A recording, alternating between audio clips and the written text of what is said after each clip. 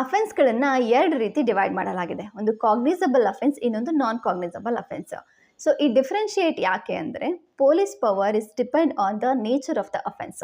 So police ಯಾವಾಗ FIR register ಮಾಡಬೇಕು, ಯಾವಾಗ ಅರೆಸ್ಟ್ ಮಾಡಬೇಕು, ಯಾವಾಗ ಇನ್ವೆಸ್ಟಿಗೇಷನ್ ಸ್ಟಾರ್ಟ್ ಮಾಡಬೇಕು ಅನ್ನೋದು ನೇಚರ್ ಆಫ್ ಅಫೆನ್ಸ್ ಮೇಲೆ ಡಿಪೆಂಡ್ ಆಗಿರುತ್ತೆ.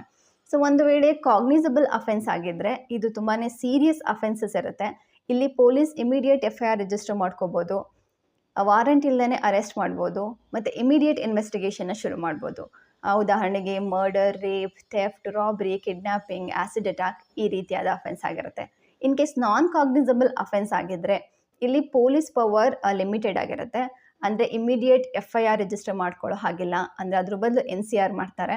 ವಾರಂಟ್ ಇಲ್ಲದೇ ಯಾರನ್ನು ಅರೆಸ್ಟ್ ಮಾಡೋ ಹಾಗಿಲ್ಲ, ಜೊತೆಗೆ ಮೆಜಿಸ್ಟ್ರೇಟ್ ಪರ್ಮಿಷನ್ ಇಲ್ಲದೇ ಇನ್ವೆಸ್ಟಿಗೇಷನ್ನ ಶುರು ಮಾಡೋ ಹಾಗಿಲ್ಲ. ಸೊ ಇಲ್ಲಿ ಅಫೆನ್ಸ್ಗಳು ಸಿಂಪಲ್ ಡಿಫಾಮೇಷನ್ ಆಗಿರ್ಬೋದು, ಪಬ್ಲಿಕ್ ನ್ಯೂಸೆನ್ಸ್ ಮತ್ತು ಸಿಂಪಲ್ ಹರ್ಟ್ ಈ ರೀತಿಯಾದ ಅಫೆನ್ಸ್ಗಳಿರುತ್ತೆ.